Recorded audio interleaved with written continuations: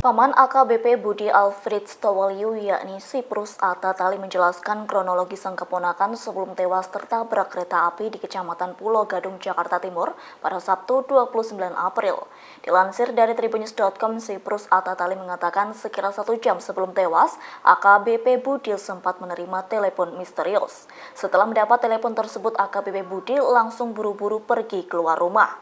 Siprus menyatakan sosok misterius yang menelepon AKBP Budi ialah pria bernama Bibi. Bibi disebut-sebut mengajak AKBP Budi untuk melakukan pengecekan ruang kerjanya. Lalu sekira pukul 9 waktu Indonesia Barat, keponakannya kembali mendapat panggilan dari sosok misterius. Lantaran hal tersebut, AKBP Budi langsung meninggalkan ruangan kerja yang rencananya hendak dilakukan pengecekan. Kala itu Budi meninggalkan Polres Metro Jakarta Timur dengan menggunakan jasa ojek online.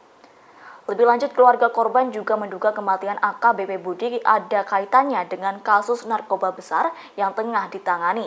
Pasalnya, usai mendapat telepon misterius, AKBP Budi memilih pergi menggunakan taksi online dan tidak memakai mobil pribadi. Lantaran hal tersebut, pihak keluarga menilai sosok yang menghubungi Budi bukanlah orang sembarangan.